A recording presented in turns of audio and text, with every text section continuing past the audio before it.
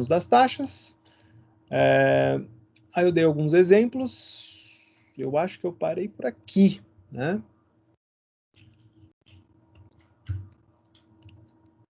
Competências, e daí acho que a gente começou a falar, né, de alguns exemplos. Então, taxa para prestação de serviço público.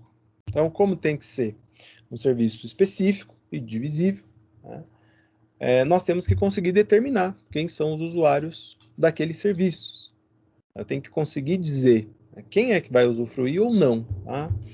E aí eu acho que eu falei sobre a taxa do lixo, né, que era uma ideia que poderia ser não só, né, de quem utiliza de fato o serviço, mas também terá que ser pago por quem é destinatário potencial daquela taxa. Então, mesmo que você tenha lá, por exemplo, em Curitiba, né, cobrado no IPTU a taxa de lixo, mesmo que você não utilize, né, que o seu terreno, você possui um terreno que não tem nada construído, não explora nenhuma atividade, não é residência, nada, mesmo assim você ainda, né, só pelo potencial do serviço ser oferecido para você, você é obrigado a fazer a contribuição lá e pagar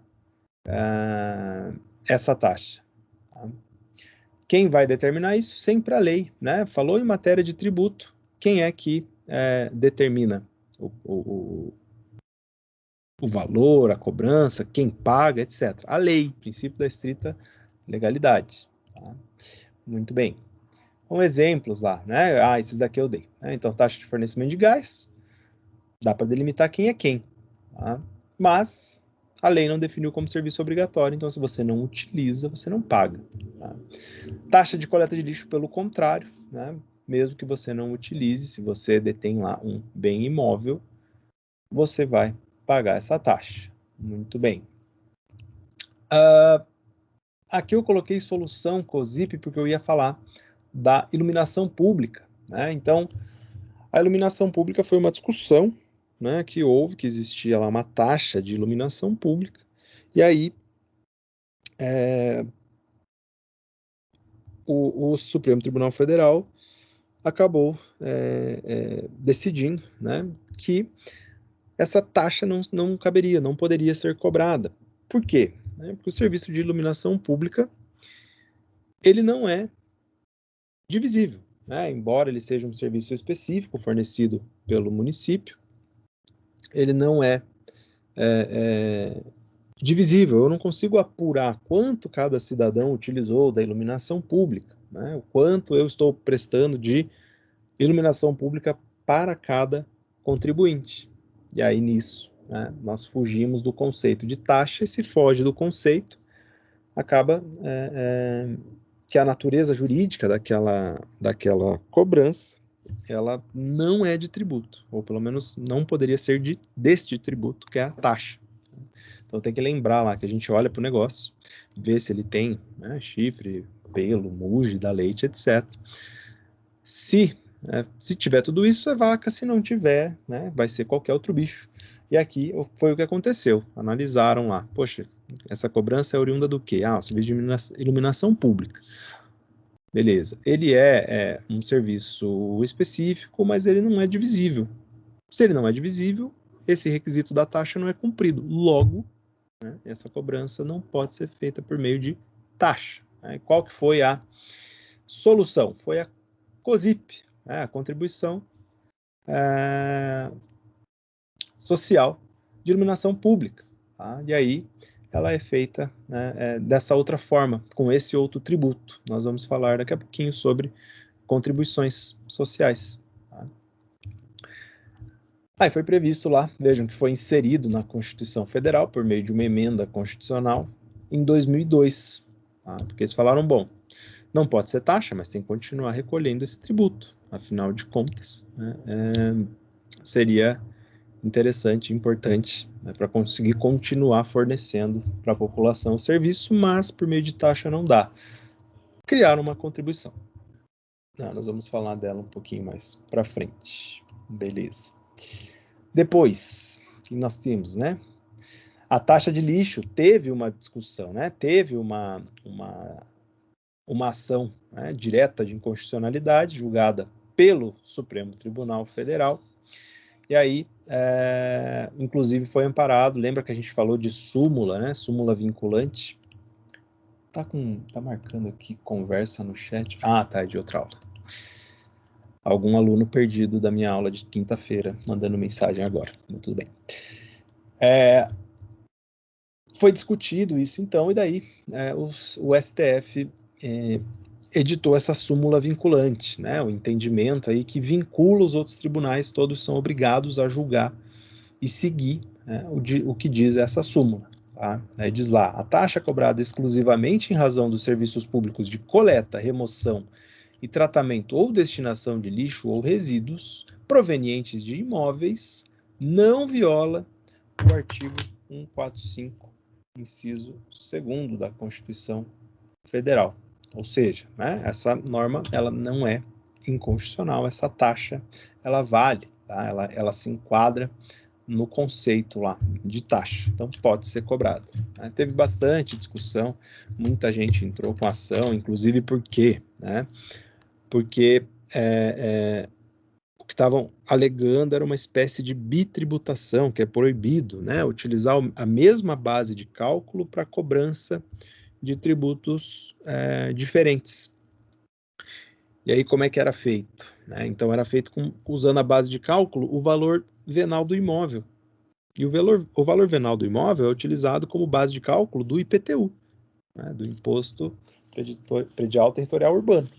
E aí, como não se pode usar a mesma base de cálculo, algumas ações, né, estavam sendo julgadas procedentes, as pessoas estavam vencendo o Estado, no sentido de que era uma espécie de bitributação. Né? Ocorria o bis in idem, a cobrança de 2 tributos sobre a mesma base de cálculo. E aí depois, com a criação ali, com essa intervenção do STF, eles entenderam que a taxa de lixo ela é válida, pode ser cobrada, tá? E aí os municípios passaram a utilizar um valor arbitrário de taxa. Tá? Então, se vocês verem lá, não sei quanto está esse valor em Curitiba esse ano, vamos ver, taxa de lixo. Taxa de lixo Curitiba, 2020. R$ 275,40 residencial e R$ 471,60 não residencial. Vejam, é um valor fixo, tá? Não tem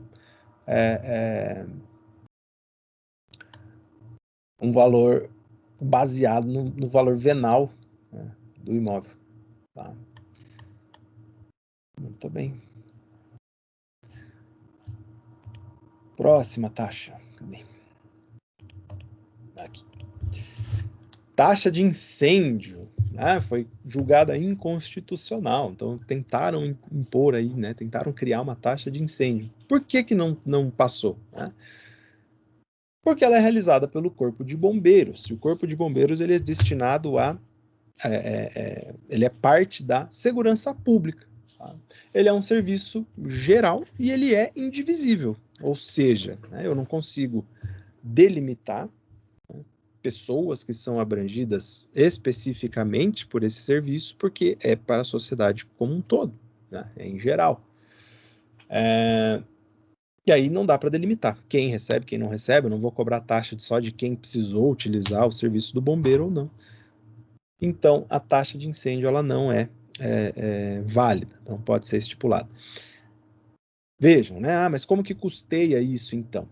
Por meio dos impostos. Né? Os impostos, eles são a fonte de arrecadação que é chamada não vinculada, ou seja, ela não tem uma destinação específica. Né? Foi como eu acho que eu já comentei, mas a gente vai falar ainda de imposto. Quer dizer, né? Quando você recolhe um imposto, ele não está vinculado, né, com aquilo que você pagou. Né? Então, se você está pagando IPVA, não quer dizer que esse dinheiro vai ser utilizado para infraestrutura de rodovias, estradas, ruas, né? Vias municipais, por exemplo. Agora, na taxa, não. Nós vimos que ele é um tributo vinculado. Né? Então, se a taxa, né, por exemplo, é recolhida, esse valor ele é destinado. Quer dizer que esse valor vai ser destinado especificamente para coleta, etc., de lixo? A lei que vai determinar. A lei tem que determinar o princípio da legalidade estrita. Então, vejam, nem sempre que vem uma nova taxa, algo para vocês pagarem, né, que surge do nada, ela é devida automaticamente só porque a administração pública disse. Por mais que o nosso sistema seja um sistema do direito positivo, que as normas são impostas pelo Estado, o Estado faz bastante besteira com relação a isso também. Lembrem que, né, o nosso legislador, ele não é, via de regra, ele não é jurista, ele não é formado em direito, ele não tem essa necessidade, ele precisa apenas, né, representar, ser parte, né, eleito democraticamente representando aí uma parcela da sociedade, e eles vão legislar naquilo que tem mais interesse, em tese, para aquela parcela. Né? Então criaram essa taxa de incêndio, talvez para tentar custear de uma maneira mais incisiva, né, os bombeiros, né? Mas aqui morreu na curva, porque a taxa ela é inválida. Muito bem. Então veja, taxa não pode ter mesma base de cálculo do imposto. Né? Até adiantei aqui o discurso lá da taxa de lixo. Se eu vou cobrar taxa de lixo, né, e vai ser vinculada a um imóvel, eu não posso usar a mesma base de cálculo. Tá? Se o IPTU usa o valor venal do imóvel, a taxa não vai poder usar a mesma. Tá? Então, aí como é resolvido, né? Temos que adotar alguns critérios, uns critérios diferenciados. Aonde que gira, né, essa discussão? Será que a gente pode usar alguns elementos que definem a base de cálculo, tá? E não propriamente dito a base de cálculo, para fazer a cobrança desse tributo? Tá? Então, ao invés de utilizar, né, o valor venal do imóvel propriamente dito, então diz lá, o valor venal do seu imóvel é R$200 mil, vou usar esse valor para a cobrança do IPTU. Beleza, a base de cálculo do IPTU é o valor do imóvel. Agora, eu preciso cobrar essa taxa de lixo, e ela vai ficar inerente lá ao imóvel, né, porque só recolhe o lixo, né, na frente dos imóveis. Então, quem vai ser contribuinte é quem detém imóvel, quem é proprietário de imóvel. E aí, para resolver isso, né, ele fala, putz, será que pode ou não pode, por exemplo, então, usar como base de cálculo o tamanho do imóvel ou a localização do imóvel? Tá? Porque, vejam, né, tamanho do imóvel e localização do imóvel é aquilo que determina o preço dele, o valor dele. Só que se você usa o preço dele como base de cálculo, você está se indispondo com a própria legislação, que ela proíbe, fala, não pode taxa usar a mesma base de cálculo de imposto. E aí tenta-se usar, né, essa saída. Então, se não posso usar o valor venal, vamos usar aqui como base de cálculo o tamanho, a localização do imóvel. Se for um imóvel com mais de 100 metros quadrados, por exemplo, cobra tanto. Né? Se é localizado, né, na área XYZ, o valor é tanto. Né? E aí vejo, súmula vinculante 29, mais uma vez, né, essas discussões travadas lá no Supremo, de tanto que o pessoal entra lá para discutir essa questão. Tá? O Supremo editou uma súmula dizendo: é constitucional a adoção, no cálculo do valor de taxa, de um ou mais elementos da base de cálculo própria de determinado imposto, desde que não haja integral identidade entre uma base e outra. Tá? Aqui essa última parte é para evitar fraude aí na hora de construir lá o valor da base de cálculo da taxa. Né? Então, ao invés de falar valor venal do imóvel, falar preço de mercado. Não, mas não é valor venal, é preço de mercado. Veja, né? Integralmente, né? Possui uma identidade direta, as duas. Agora, por exemplo, o tamanho do imóvel é um elemento. Tá? Não é só ele que determina o valor venal do imóvel. Tá? Então, aí é permitido. Tá? Pode ser feito. Muito bem. Pedágio. Tá? Então, pedágio também houve uma grande discussão aí se pedágio era ou não era taxa. Né? Porque, vejam, taxa é um tributo vinculado a uma atuação do Estado prestando um serviço público, né? No caso do pedágio, por meio de uma concessão pública, então uma empresa vai assumir, né, a atividade econômica, né, vai ser a concessionária, e ela cobra um valor por isso. Né? Então ela está prestando um serviço público, né, específico e divisível, a princípio. Né? Se você ver, você consegue delimitar que esse serviço ele não é de caráter geral, né? E você consegue determinar quem utiliza, né, quem não utiliza. Muito bem. Tá? Agora, o STF entende que não é um tributo, tá? Mas sim uma tarifa advinda da concessão pública, e eu trouxe a decisão aqui, costumar vocês a ler lá, ementário. Né? Um tributário e constitucional. Então, estamos discutindo direito tributário e direito constitucional, sobre pedágio. Tá? Qual que é a natureza jurídica do pedágio? Será que é taxa? Será que é imposto? O que que é? Aí cito uma norma, decreto 34.417/92, do Estado do Rio Grande do Sul, constitucionalidade. Então, provavelmente o que está dizendo é que esse decreto aqui, lá do Rio Grande do Sul, já adotava o entendimento de que esse tributo não era, quer dizer, que o pedágio não era um tributo, ele não era uma taxa. Aí que diz lá o ministro Teori Zavascki, né? Que Deus o tenha. Diz lá, o pedágio cobrado pela efetiva utilização de rodovias conservadas pelo poder público, cuja cobrança está autorizada pelo inciso 5º, parte final do artigo 150 da Constituição, não tem natureza jurídica de taxa, mas sim de preço público, não estando a sua instituição, consequentemente, sujeita ao princípio da legalidade estrita.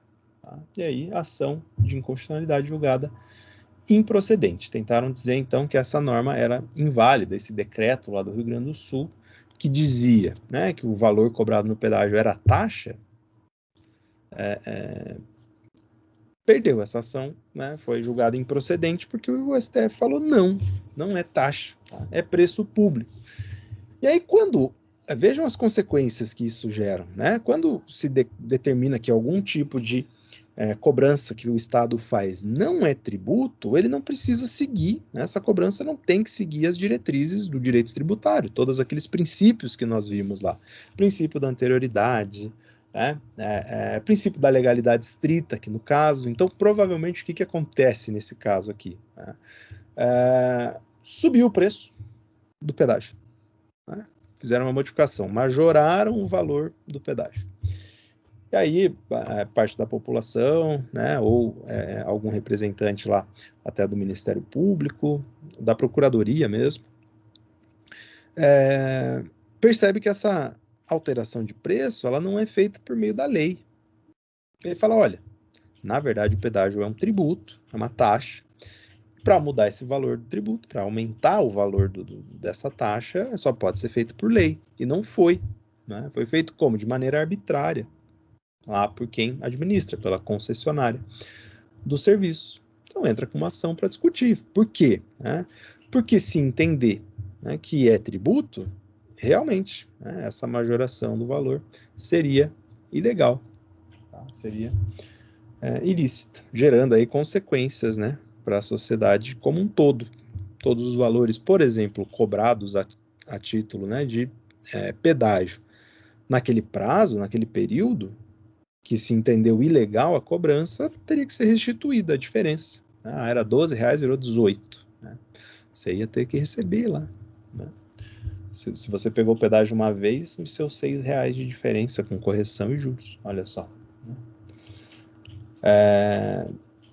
Claro, né? Pensando individualmente, isso não teria uma repercussão tão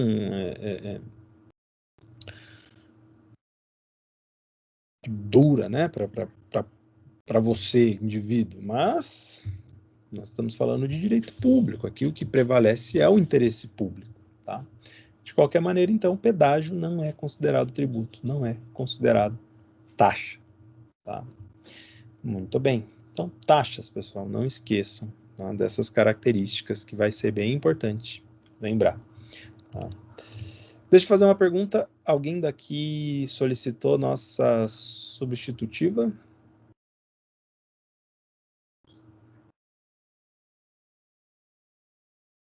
Pode digitar, só para eu saber.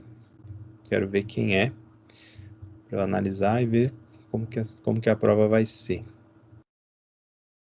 Que eu vou enviar para vocês o link, talvez hoje ainda, mais tarde. Professor, eu pedi. Pediu? Pedi. Tá. Então, como a Regiane pediu, eu vou dificultar um pouco mais a prova, né? Deus me livre, não, pelo amor de Deus. Tem que deixá-la mais... Vou colocar mais... Eu acho que tem mais gente que pediu. Tá, é que acho que eu não recebi ainda a lista. Aqui é contábeis, é o professor Justino, que é o... até agora eu não recebi do Justino e-mail com o contato de vocês. Tá, só para eu saber, para eu dar uma forçada lá, né? Só porque eu falei que ia Pega dificultar leve, a prova, professor. ninguém vai... Pelo amor de Deus. Ninguém vai falar. Pega leve, pelo amor de Deus. Tá muito difícil a outra. Ninguém vai falar, só porque eu disse que porque a Regiane pediu fazer a prova mais difícil, ninguém quer se manifestar agora também, né? Para dizer que vai fazer. Beleza, tá. Vamos avançar. Tá.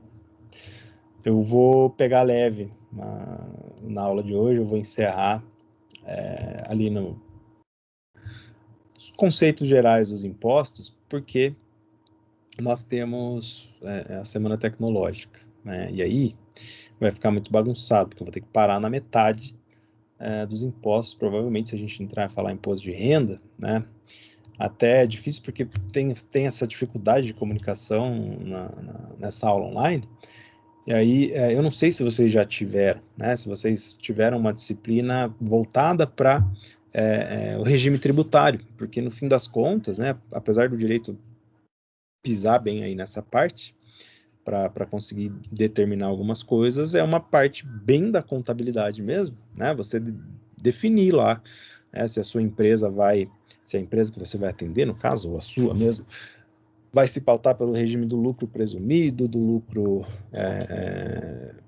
real, se vai optar pelo simples, as diferenças que isso causa no recolhimento dos tributos, a gente vai falar aqui rapidamente, né, de PIS, COFINS, que dá diferença, né? Se você usa um sistema cumulativo ou não cumulativo, não sei se vocês viram isso, né, na hora de ir lá de gerenciar uma empresa, porque é um assunto bem extenso, né? Sabe me dizer, Regiane, você que interage aqui, vocês chegaram a ver isso em alguma disciplina?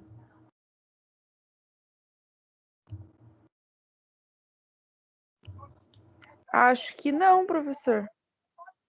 Acho que a mais próxima que a gente teve disso talvez seja a legislação, mas acho que não teve, não. Tá.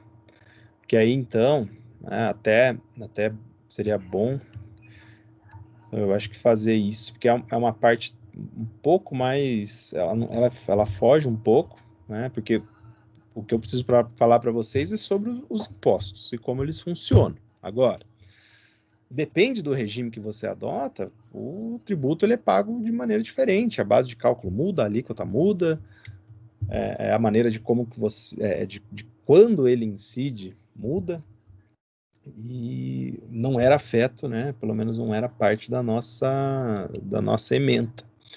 Só que eu acho que vai ter uma importância maior. Então, eu vou fazer o seguinte: vou falar com vocês até uma parte de impostos, a gente vai encerrar essa aula e semana que vem eu vou falar sobre regime tributário antes, tá? Porque senão não adianta depois eu vim falar aqui de imposto de renda. Imposto de renda pessoa física, ok, né? Mas imposto de renda pessoa jurídica, né, que importa bastante para vocês de contábeis, muda bastante, né? Inclusive nessa parte. Claro, é uma matéria bem extensa, né? Inclusive aí eu acredito que digna de uma pós-graduação, essa parte de organização tributária, né? Mas acho que vai ser senão vocês vão acabar perdidos se eu só falar por cima. Eu vou falar sobre contribuições agora, vou dar uma pincelada nesse assunto, só que a gente vai ver que como não vai ser mais aprofundado, talvez fique um pouquinho confuso para vocês, mas vamos lá. Vamos tentando encaixar as coisas. Muito bem. Então, contribuições especiais, né? Vejam. É um tipo de tributo, né? Então, seguindo a nossa linha, nós vimos o empréstimo compulsório, nós vimos a contribuição de melhoria, e aí nós vimos as taxas, né? Agora, contribuições especiais, que é o quarto tipo de tributo, e depois vamos ver os impostos por último, que são o quinto, né? São 5 lá, tributos diferentes. Então, a Constituição Federal prevê essas contribuições de maneira genérica, lá no artigo 149, tá? E a gente coloca o nome contribuição especial, tá? Para não confundir com a contribuição de melhoria, porque se chamar só contribuição, né, você pode confundir com a contribuição de melhoria. Então, antes de tudo aqui, tá? Olha só o que diz a Constituição Federal, tá? E por que a gente está chamando de contribuição especial? Porque ela diz assim: compete exclusivamente à União instituir contribuições sociais, tá? Então vejam, contribuições sociais de intervenção no domínio econômico de interesse das categorias profissionais ou econômicas, tá? Como instrumento da sua atuação nas respectivas áreas, observados dispostos nos artigos, tá lá. Tá, então ela fala contribuições, tá? Daí, de algumas espécies que a gente vai ver lá, sociais, as de intervenção no domínio econômico, etc. Se eu não chamo de contribuições especiais, né, pode ser que se confunda com contribuição de melhoria, tá? Então, por isso que a gente chama, né, de contribuição especial. Mas se for olhar só na Constituição Federal, ela é chamada contribuição apenas, tá? Muito bem. Que mais sobre isso que eu ia falar? E também, né, é errado falar contribuição social, então tem muita gente que usa o termo contribuição social como gênero, né? Fala, ó, é contribuição social isso. Mas, né, dentro dessa espécie de contribuição, a contribuição social é uma delas, né? Como, por exemplo, essa contribuição de intervenção no domínio econômico, né, a CID, a gente ouve bastante falar, principalmente da CID Combustíveis, né? Também é uma espécie de contribuição desse gênero aqui, da contribuição especial. Tá? Beleza. Então, está previsto lá no artigo 149, tá? Quando fala competência exclusiva, né, da União, a gente vê que já tem na curva aí uma exceção, tá? Que está lá no artigo 149A, que foi inserido com a emenda constitucional 39, tá? Que é aquela que eu tinha comentado com vocês, né? Já que foi considerado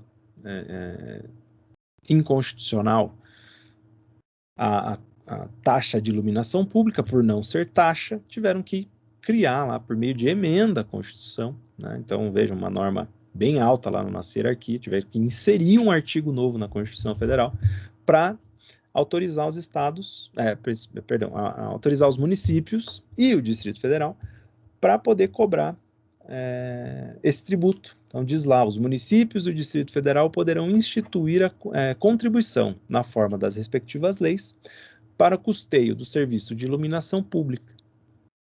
Então, e aí no parágrafo único já diz, né, que pode ser cobrada, inclusive, essa contribuição direto na fatura do consumo da energia elétrica. Tá? Então, vocês vão ver lá, né, essa COSIP, né, ou às vezes vem com o nome CIP, cobrado na conta de luz. Então, o que tem que cuidar? Né? Que o artigo 149, que fala da contribuição, diz que competência exclusiva da União. Aí você pensar, então, toda contribuição, quem pode mexer, quem pode aumentar, quem pode criar, quem pode excluir, é a União só. Mas aí tem um artigo ali que já fala o contrário. Vejam, porque o artigo 149 estava na Constituição em 1988, quando ela foi criada. Tá? E esse entrou nela em 2002, logo criou uma exceção. Então, se eu não me engano, eu perguntei aqui no começo, né, do semestre quem gostaria de fazer concurso público, e esse é o tipo de coisa, né, que o concurso público gosta de fazer, tá? Vai falar lá que é de competência exclusiva, você vai ter decorado o texto da lei, do artigo 149, falando que é só a União que pode fazer contribuição, e aí você roda, né? Que tem essa previsão aí do 149A, tá? Muito bem. Também, né, no parágrafo 1º da Constituição Federal, tem uma outra exceção, tá? Que é a contribuição previdenciária para servidores públicos, tá? Então, diz lá que é competência da União, dos estados, dos municípios e do Distrito Federal. Então, quem fizer a regulamentação. Não precisa ser só a União. Então, não é só a União. Muito bem. Por incrível que pareça, né, a gente pode pensar, né, que os impostos, né, são os tributos mais fortes, né, mais importantes aí do país. Não é verdade, né? As contribuições são, né, os tributos mais importantes e mais potentes do Brasil do ponto de vista da arrecadação, tá? A receita que vem dessas contribuições, ela é muito grande, muito forte. Aqui, né, serve como uma forma da União atuar diretamente nessas áreas sobre as quais a contribuição incide. Só lendo essa frase aqui, né, eu podia perguntar para vocês e falar, olha, a contribuição especial, ela é um tributo vinculado ou não vinculado? Aí eu sei que todo mundo já deve ter esquecido, né? Mas vamos lá. Mentira, eu sei que vocês sabem, então nem vou explicar vinculado ou não vinculado.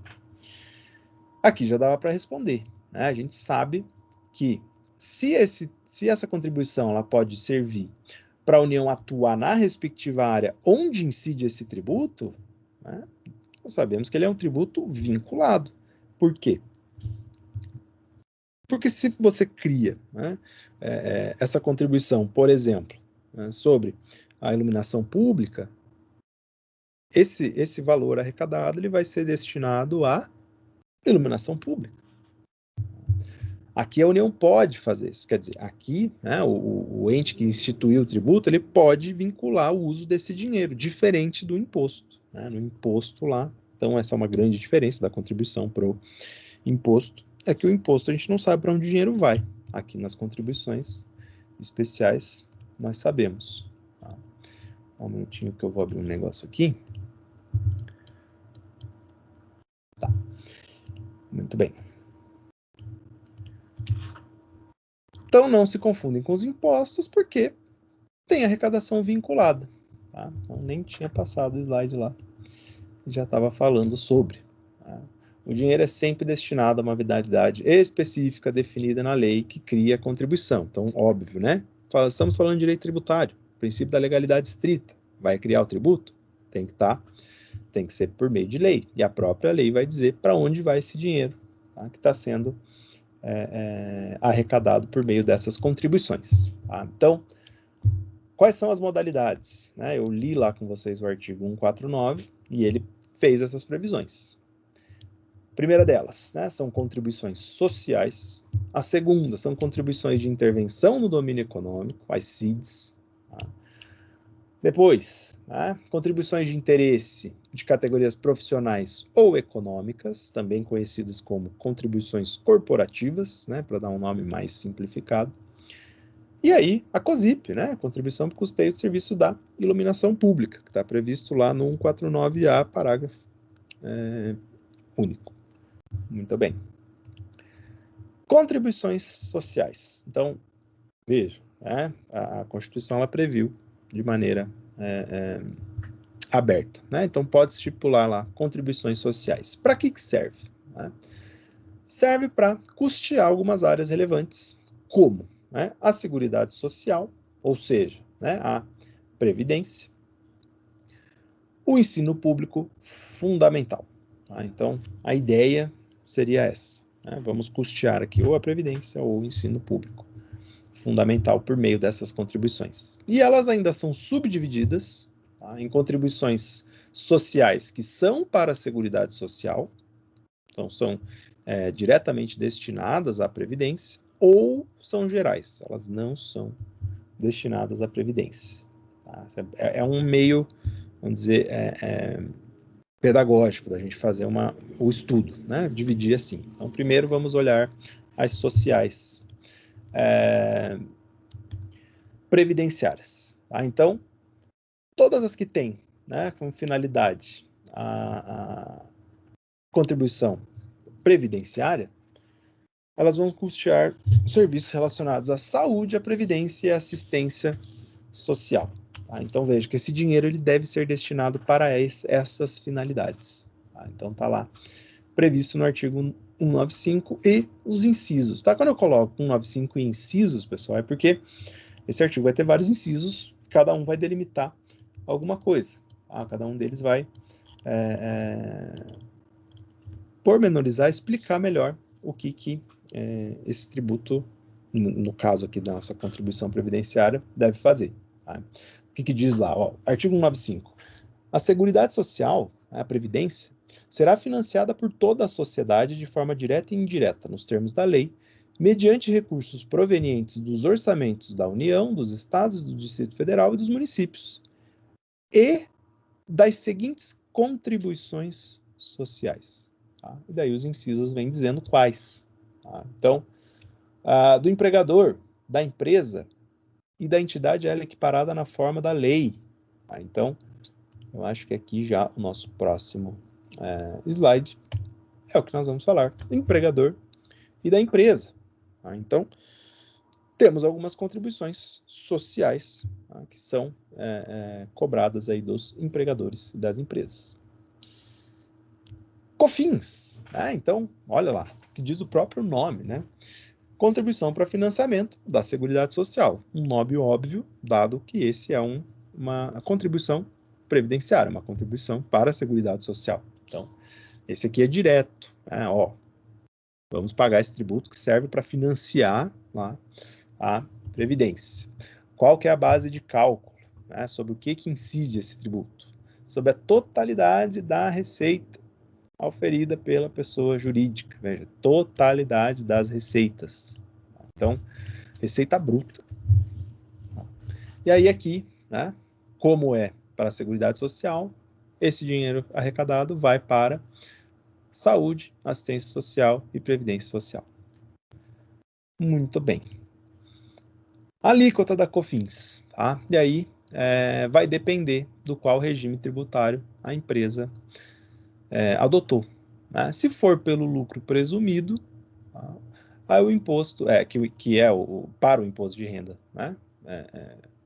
A seleção do regime tributário, aí a COFINS, ela incide na alíquota de 3% sobre a receita bruta, tá?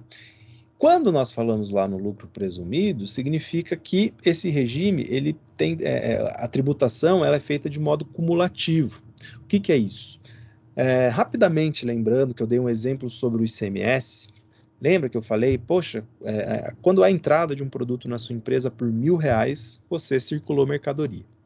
Então, você incidiu no ICMS, você vai pagar um tributo. Tá? Então, entrou por R$1.000, a alíquota do ICMS 18%, vou ter que pagar lá R$180 de ICMS. Quando esse produto sai da minha empresa, né, eu vendo ele por R$2.000. Eu circulei mercadoria de novo. Eu vou ter que pagar ICMS de novo. Só que se eu usar como base de cálculos R$2.000 agora, né, e incidir lá 18%, dá R$360 que eu vou ter que recolher desse tributo. Só que eu já recolhi ICMS uma vez em cima desse valor, quando entrou por R$1.000. Se eu já recolhi ICMS, e vejam, o ICMS ele é um tributo que nunca é cumulativo. Ele sempre é não cumulativo. Então, nele você não discute, a empresa não escolhe o regime. Nunca vai acumular. Então, você abate aquilo que você já pagou de ICMS dessa nova incidência do tributo. Então, lá, paguei R$180 lá da primeira vez, quando entrou, agora eu vou ter que pagar 360, mas eu vou abater esses 180 que eu já paguei. E aí, no fim das contas, né, eu vou ter que recolher só os R$ 180 que faltaram, sobraram. Então, isso é um sistema não cumulativo. Eu vou abatendo, tá? Inclusive entre as empresas, né? Aquilo que, por exemplo, a fabricante recolheu, né, de algum tributo e mandou para mim, distribuidor, né, eu pego aquilo que eles já recolheram e eu consigo deduzir aquilo, né, chamada substituição tributária. Por isso que eu falei que é importante, talvez, a gente ver regime tributário, porque envolve essa questão da escolha aqui, né, do qual é o regime que se quer utilizar, e ele vai ter algumas repercussões. No ICMS é sempre não cumulativo, então você não vai ter essa escolha. Você sempre pode abater lá os valores do ICMS. Agora, para PIS e COFINS, por exemplo, a gente já vai falar do PIS na sequência, depende, né, do regime tributário escolhido. Então, por exemplo, no lucro presumido, o regime ele é cumulativo. Então, sempre que for incidir lá sobre a sua receita bruta, a COFINS, você não vai conseguir abater nada de COFINS que foi recolhido, por exemplo, da cadeia anterior, então da fábrica lá, por exemplo, nesse nosso exemplo do fabricante que mandou para o distribuidor, você não consegue fazer esse abatimento. Por isso a alíquota é menor. Tá? Porque vai agregando valor na cadeia de produção e você vai recolhendo e cada vez o valor vai subindo, né? À medida que ele vai se aproximando lá de um consumidor final, seja na venda de produtos ou na prestação de serviços, você está acumulando. Já no lucro real, você consegue fazer o abatimento. Tá? Então, se a escolha do regime tributário for pelo lucro real, aí, como ele não é não cumulativo, você vai abater parte, né, já recolhido de COFINS, a alíquota é maior. Tá? Porque você baixa a sua base de cálculo, vai ser menor, né, porque você vai abater o que já foi recolhido anteriormente, e aí você paga uma alíquota maior, tá, para dar uma equilibrada no valor de recolhimento do tributo. Então veja que a alíquota muda dependendo do regime tributário escolhido pela empresa. Daí vem perguntas, né? Professor, como que escolhe? Quando que escolhe? Tudo isso é aula, né, relacionada a regime tributário. Inclusive, né, no Simples, por exemplo, né, vai ter diferença também. O Simples ele também é um regime tributário diferenciado. Temos o regime de lucro arbitrado também, por exemplo. Né? São várias formas. Tá? Então, essas aqui são mais comuns. Mas, como eu falei, né, eu não planejava dar uma aula sobre isso, mas me assustou um pouco pensar que se vocês não tiveram isso, né, se vocês não viram isso, não adianta nada eu falar, né, sobre, se for lucro presumido, se for lucro real, e daí? Quando que é um, quando que é outro? Professor, Diga. agora que o professor falou, a gente viu alguma coisa assim sobre essas coisas. Então agora estão relembrando. Uhum. Entendi. Então, é porque daí que facilita para mim, né? Que eu posso falar para vocês, se for lucro presumido, é esse. Se for lucro real, é esse. Pronto, aí vocês sabem o que é cada um. Muito bem. Então, essa é a COFINS, né? Receita bruta, base de cálculo, 3% de alíquota no lucro presumido, 7,6% no lucro real, você podendo fazer o abatimento lá dos valores já pagos anteriormente. Muito bem. Já o PIS, né? Sim, e a destinação que é importante, né? Aqui o COFINS para Previdência Social, Saúde e Assistência Social. O PIS, né, Programa de Integração Social, não coloquei o PASEP aqui, porque é para o servidor público, né? O PIS, então, né, para os empregados, destina-se para o custeio do, né, aqui, FAT, que é o Fundo de Amparo ao Trabalhador. Então, da onde que paga, né, seguro-desemprego, né, fiquei lá empregado tanto tempo, fui dispensado, tenho direito ao seguro-desemprego. De onde será que sai esse dinheiro?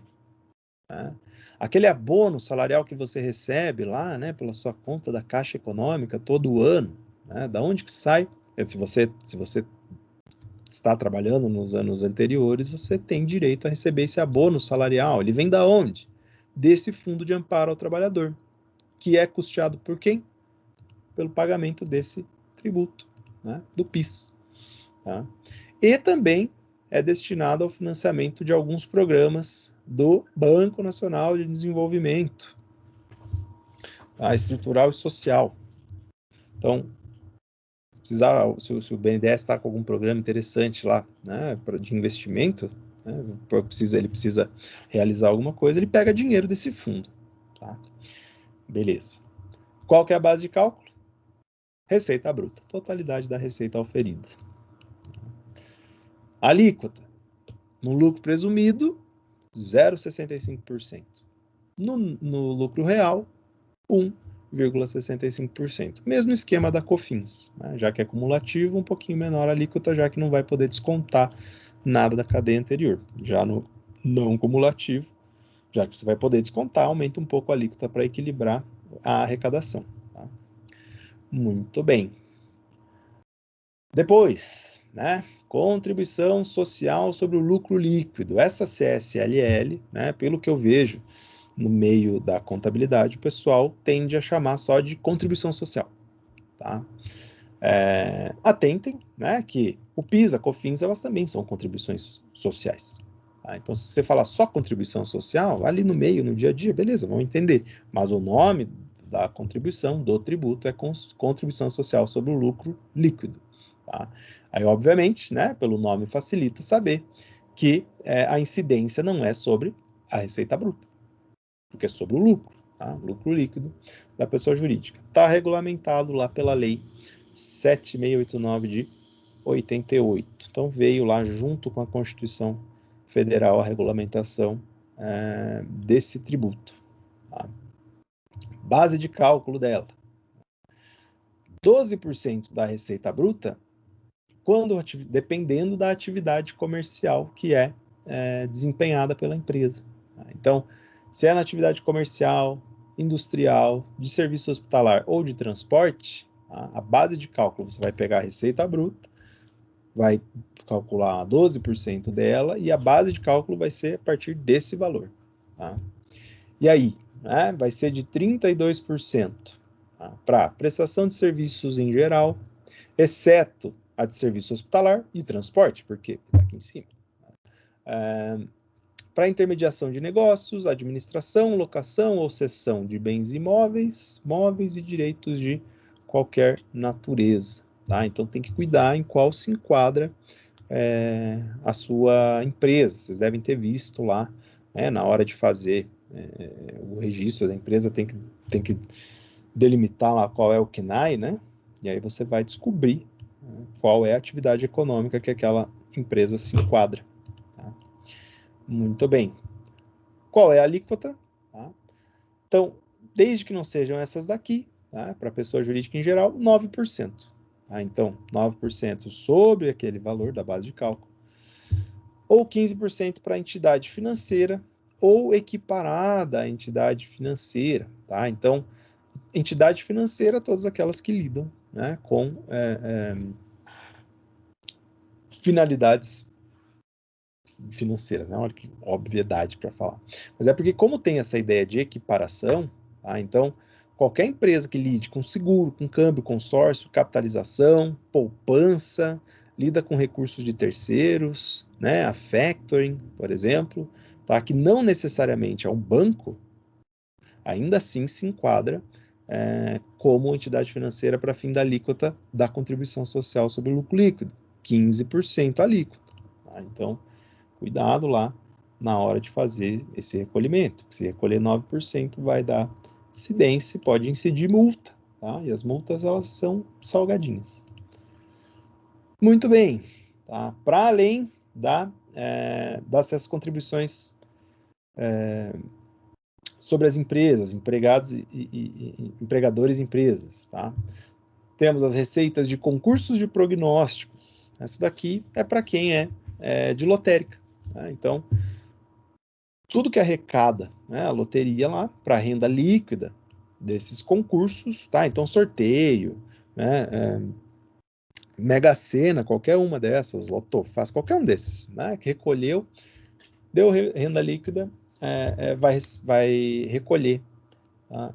Contribuição social, também destinado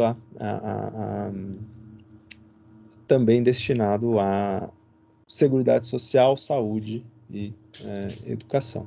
Tá? Importadores, né?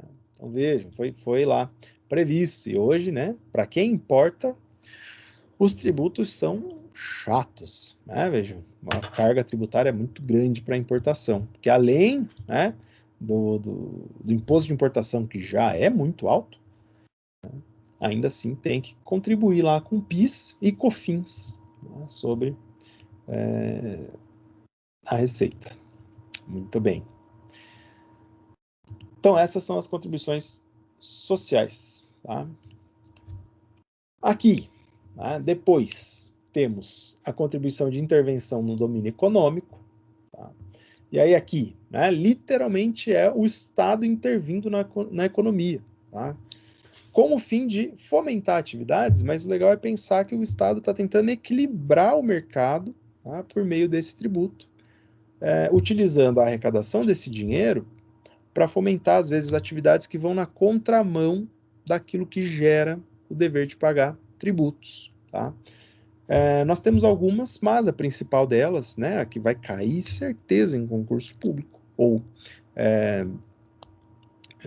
a que é mais discutida, tá? É a CID combustível. Está previsto lá no artigo 177, parágrafo 4º da Constituição. Vamos lá, né? Eu evito ficar lendo muito artigo, mas não tem muita saída, né, pessoal? O que diz lá, né? O artigo 177. É até interessante ler o 177, tá? Pra vocês saberem o que é monopólio da União. Então diz lá, constitui monopólio da União, ou seja, só a União pode explorar essa atividade econômica. Vejam, pesquisa e lavra das jazidas de petróleo, gás natural e outros hidrocarbonetos fluidos. Refinação do petróleo nacional e estrangeiro. Importação e exportação de produtos e derivados básicos resultantes da atividade prevista nos incisos anteriores. Então, tudo que é relacionado a combustível, né, petróleo, gás natural ou qualquer hidrocarboneto. Tá? Aí, né? Transporte marítimo de petróleo bruto, só a União pode mexer, só a União pode explorar. Mas o que interessa para a gente é o parágrafo 4º, que fala lá da contribuição. Tá? Daí diz lá, parágrafo 4º. A lei que institui contribuição de intervenção no domínio econômico relativa às atividades de importação ou comercialização de petróleo e seus derivados, gás natural e seus derivados, e álcool combustível, deverá atender aos seguintes requisitos. Tá? E aí, aqui que o que começa, né, a nossa delimitação de quanto vai cobrar de cada tipo de exploração econômica. Tá? Então, vejam, né, eu trouxe aqui, depois eu vou ler ali um pouquinho com vocês do artigo, mas, como a CID ela é feita para intervir no domínio econômico e ela serve meio que para balancear as coisas, né, vejam que, por exemplo, na CID combustível, o valor arrecadado ele serve para quê? Tá? Para fomentar lá, para subsidiar, usar esse dinheiro, né, para programas ambientais relacionados com a indústria do petróleo e do gás. Tá? Então, vejam, né, reconhecendo que essa atividade econômica, esse ramo de atividade econômica, ele tem um impacto ambiental relevante, né? Se você deixa na mão só do... Esse é o entendimento, né, para o legislador lá, para quem criou a norma. Se você deixar na mão só do empresário, que vai explorar essa atividade econômica, nada, né, não se preocupa tanto, né, com o meio ambiente. Pode até usar, né, fazer uma certa propaganda, fazer alguma coisa, mas teve a necessidade da intervenção da União por meio dessa contribuição, tá? Para conseguir equilibrar as coisas. E também há uma discussão, né? Vejam, A infraestrutura das rodovias também e os subsídios a preços de combustíveis. Lembram lá na época, em 2018, né, que estava tendo aquelas greves dos caminhoneiros e Michel Temer utilizou lá, né, ele falou, né, vamos utilizar então o subsídio para baixar o valor do diesel. Né? E aí ele utilizou esse subsídio. Esse dinheiro vem da onde? Né, das arrecadações com a CID Combustíveis, tá? Porque ela serve para isso, ela tem destinação específica, contribuições, tributos vinculados. Então, esse dinheiro ele vai para esse tipo de aplicação, aquelas que são relacionadas com o que está sendo tributado. Estou tributando o quê aqui? Né? Todos aqueles que lidam, né, nesse meio do álcool combustível, derivados do petróleo, etc. Tá? Então, o que eu vou usar esse dinheiro? Para que eu vou usar esse dinheiro? Para isso, né? Para tentar equilibrar os interesses, intervir no domínio econômico. Vou fomentar o programa ambiental, vou melhorar a infraestrutura das rodovias e vou poder aí artificialmente mexer nos preços, né, dos combustíveis, utilizando esse valor, esse dinheiro que eu tenho como subsídio. Tá? Qual que é o que eu falei, né? Tem uma discussão sobre isso. Né? A discussão é que, né, será que existe eficácia mesmo da CID, né, nessas previsões aqui de interesse público? Que vejam, não sei vocês, né, mas que eu vejo no dia a dia. Né, existem grandes programas ambientais que se preocupem muito aí com a indústria do petróleo e do gás, que realmente são subsidiados, fomentados, né, por esses valores. Né? O subsídio a preço de combustível, né? Quem concorda aí que só tem sido cada vez mais absurdo o valor de combustível? Infraestrutura das rodovias. Né? A não ser que seja uma que seja concedida, né, a uma empresa, né, para fazer a administração e cobrar lá o pedágio, né, essa tarifa, para manter a via bem, né, para manter as vias decentes, a gente não vê muita eficácia disso. E a gente fala, putz, será que então inventar um tributo para isso serve mesmo? Para onde está indo esse dinheiro? Né? Será que está sendo desviado? Né? Então, é uma pergunta aí mais ética, moral. Né? E aí vejam, né, porque eu não falei aqui de alíquota, etc., porque depende. Tá? Depende de qual será a atividade. Então vejam lá, o artigo que eu estava lendo para vocês, o 177, parágrafo 4º, ele começa lá no inciso 1º dizendo assim, a alíquota da contribuição poderá ser, tá? Daí vem lá a linha A, diferenciada por produto ou uso. Então, ela é diferenciada por produto ou uso. Tá? B, reduzida e restabelecida por ato do Poder Executivo. Tá? Então, o Poder Executivo, por meio de decreto, por exemplo, pode ir lá e reduzir a alíquota, tá? Reestabelecer, né, voltar ela ao patamar que estava. Tá? E aí que diz, né, quais são a destinação dos recursos arrecadados. Tá? Então, aqui vai depender, tá, de qual tipo de atividade ou de qual tipo de produto é utilizado. Muito bem. Por fim, aqui nas nossas contribuições, né, nós temos aquelas contribuições de interesse de categoria profissional, tá? São contribuições chamadas corporativas. Nós vimos lá, né, quer dizer, quem fez o trabalho de fiscalidade lá, viu que uma das funções parafiscais aqui, né, que são delegadas para alguns órgãos. Tá? Então, as anuidades que vocês irão pagar em breve, né, quem aí pretende se inscrever lá, fazer a prova, e fazer parte lá do Conselho Regional de Contabilidade, vai ter que pagar uma anuidade. E essa anuidade é uma contribuição corporativa. Tá? Tem caráter tributário. A OAB escapou dessa. Tá? Então, a OAB Tem uma decisão lá do Supremo Tribunal Federal que não encaixa a contribuição da anuidade da Ordem dos Advogados do Brasil como tributo. Tá? E aí tem uma fundamentação toda lá, né, para dizer o porquê. Eu, particularmente, não concordo, acho que é uma liberdade muito grande que a OAB tem, que daí elas, né, vejam, sendo tributo, como é que o CRC faz para aumentar a anuidade? Tem que aprovar a lei. Né? A OAB quer aumentar a anuidade, como que faz?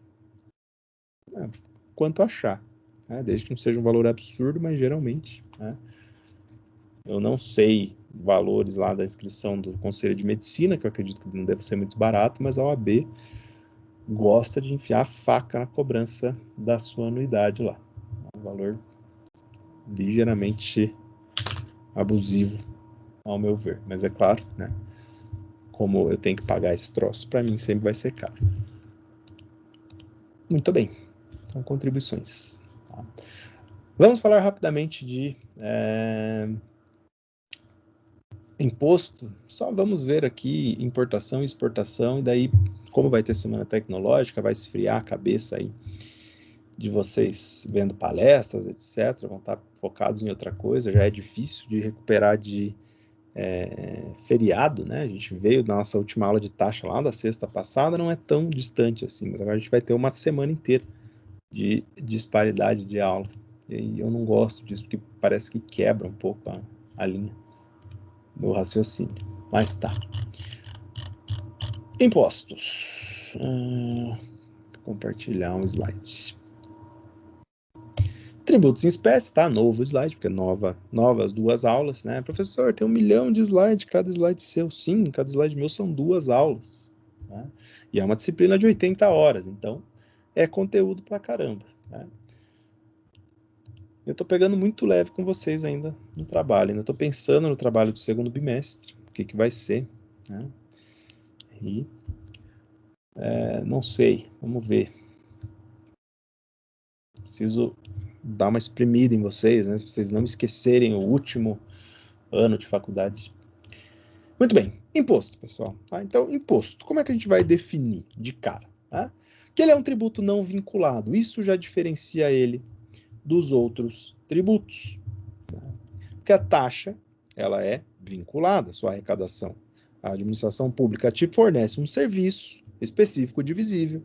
Você paga esse serviço e esse dinheiro arrecadado nem sempre ele tem a destinação específica para aquilo que ele foi arrecadado, mas está sendo arrecadado por a prestação de um serviço específico. Então, taxa do lixo, né? Taxa de gás.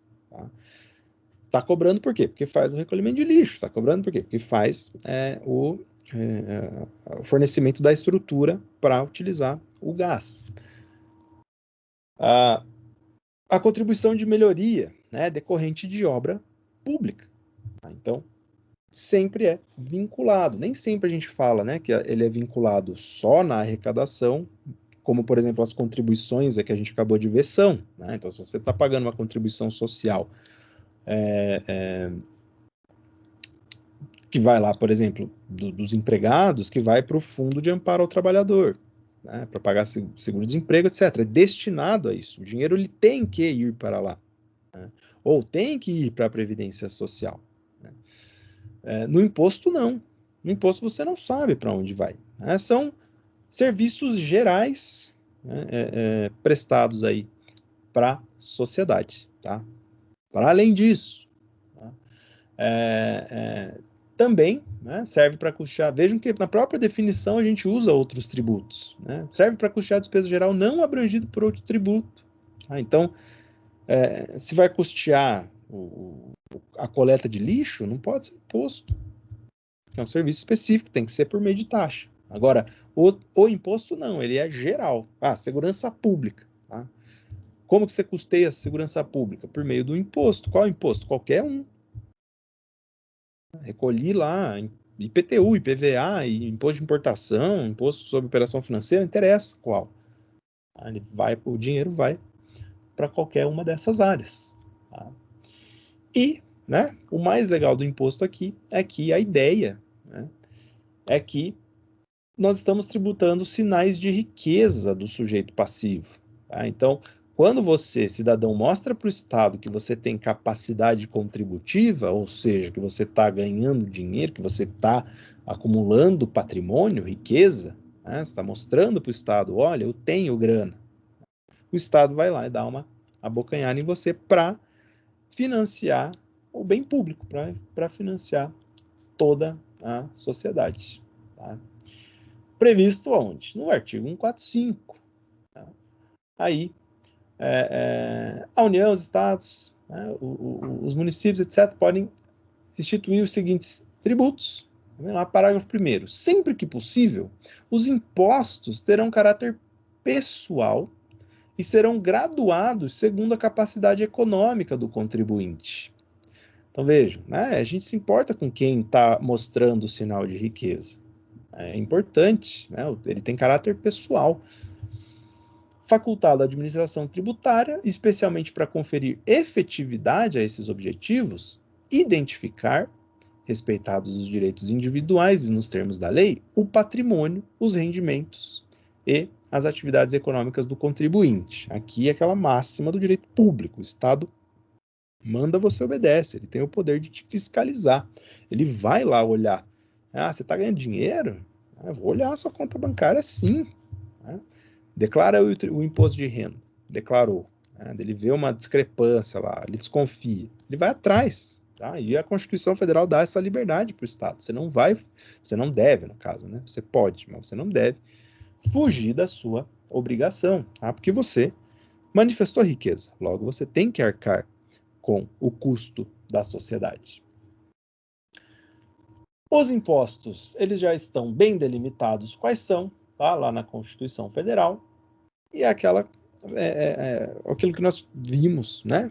Competência tributária, quem é que pode instituir ou não quais tributos, tá? Então, nós temos para a União, né? Imposto de importação, exportação, IPI, que é o Imposto sobre Produtos Industrializados, Imposto sobre Operações Financeiras, Imposto de Renda, tanto pessoa física como pessoa jurídica, Imposto sobre Território Rural, Imposto sobre Grandes Fortunas, os impostos residuais e o Imposto Extraordinário de Guerra, tá? Que não é lá o empréstimo compulsório advindo de guerra, é mais um tributo. Tá? Depois, nos estados, nós temos o ICMS, Imposto sobre Circulação de Mercadoria e Serviço, ITCMD, Imposto sobre Transmissão, Causa Mortes ou Doação, né? Causa Mortes aqui quando alguém falece, né? Então, por causa da morte, pensa assim, né? Causa mortis, em latim, causa mortis. E doação, então incide nesses casos. O IPVA, Imposto sobre Propriedade de Veículo Automotor. Aí para os municípios e também para o Distrito Federal, né? Porque a princípio o Distrito Federal, tanto como Estado, tanto quanto município. O ISS, Imposto sobre Serviço. O ITBI, Imposto de Transmissão de Bens Intervivos, né? Aqui é nas compras e vendas, etc. E o IPTU, Imposto Predial Territorial Urbano. Muito bem. Vejam que a União, né, acho que está aqui, ela possui um volume bem grande de arrecadação, né? Porque ela detém a maioria aqui dos impostos, é ela que cobra. Tá? Cobra não, é ela quem tem a competência. E lembrem, né, que ela pode delegar a cobrança para os estados e municípios, ela pode delegar a capacidade contributiva. Certeza que vai ter uma questão assim na prova substitutiva, tá? Sobre competência e capacidade, porque a gente já falou disso. Muito bem. Tá? São apenas 3 que não estão instituídos, né? Obviamente o imposto extraordinário de guerra, porque não tem situação de guerra. Tá? Impostos residuais, de repente eles são estipulados dependendo, né, da situação. E o imposto sobre grandes fortunas, que também, né, até hoje não foi viabilizado. Tá? Estamos aí, né, na beira da criação aí de alguns tributos com a reforma tributária. Por exemplo, o imposto sobre dividendos. Aí, né, criação de alguns impostos residuais. por que não estamos tributando dividendos, né? Pessoas que estão aí ganhando dinheiro com investimentos, né? Lucrando aí com o mercado financeiro. Vamos ver o que vai dar isso aí, mas a discussão ainda continua. Muito bem. Vejam, tem uma desproporção entre o que a União arrecada com impostos, os estados e os municípios. A União tem muito mais impostos para arrecadar. Só que é realizada uma repartição dos tributos. Tá? Então eu coloquei esse quadro aqui, eu não achei um Smart Art melhor para usar para montar esse quadrinho aqui. Mas a ideia é que a União, ela reparte parte da sua arrecadação com os estados, dependendo do tributo cobrado. Tá? E ela também reparte parte da sua arrecadação com os municípios. Tá? Dou alguns exemplos ali embaixo, está tudo previsto, obviamente, na lei, né? Direito tributário, princípio da legalidade, sempre previsto em lei. Também, né, dividem o Estado também reparte parte da sua arrecadação com os municípios, dependendo dos tributos. Agora, os municípios, e daí aqueles tributos que também são parte do município, quando são aplicados pelo Distrito Federal, eles não repartem com ninguém, porque eles estão aqui embaixo na cadeia. Eles não têm com quem repartir. Sempre vem de cima para baixo. Então, a União ela reparte com o município, a União reparte com o Estado. O Estado reparte com o município. O município não reparte. O que é dele é dele. Muito bem. Está ali no slide, né? Descrevendo sempre. Exemplo, então, o IPVA, né? Então, é um imposto de competência dos estados. O estado ele vai recolher 50% e o outro 50% fica para o município onde o veículo foi registrado. Então, se você está lá com o seu veículo registrado em Curitiba, sua placa é de Curitiba, o IPVA que você recolhe, metade fica para o estado do Paraná, metade fica para o município de Curitiba. Essa é a repartição. Outro exemplo, no ICMS. Do ICMS, 75% do que é recolhido, imposto também de competência dos estados, 75% que é recolhido fica para o estado, 25% fica para o município. Tá? E, num outro exemplo aqui, o ITR, Imposto sobre Território Rural. Dependendo de que município se localiza o terreno, né, ou o território rural, metade fica para esse município, metade fica para a União. Então vejam, por mais que a União ela detenha mais impostos para arrecadar, ela reparte, né, com os outros entes estatais. Muito bem. Ok. Vamos falar então de importação rapidamente. Ou deixo... Não, já são 8h33, então deixo para começar a falar os impostos e espécie na próxima aula. Né? Vamos falar de importação, exportação, IOF, tudo isso. Tá? E aí, já que vocês já tiveram aula, né, sobre regimes tributários, eu vou apenas elencando os regimes tributários disponíveis para a hora que a gente chegar lá no imposto de renda ou alguns outros tributos lá, eu vou ter que passar por isso. Espero que vocês lembrem. Se não lembrar, né, eu estava até pensando em passar um trabalho com relação a isso, mas não sei ainda. Vamos ver como é que vai ser o entendimento. Beleza, pessoal. Então, com relação à aula de hoje, era essa matéria. Não esqueçam que semana que vem, muito embora eu sei que vocês queiram estar aqui desesperadamente, não vai haver aula de direito tributário na segunda e na sexta. Boa semana para vocês. Vejo todos na próxima, fora a próxima, na outra segunda-feira, dia 26 de outubro.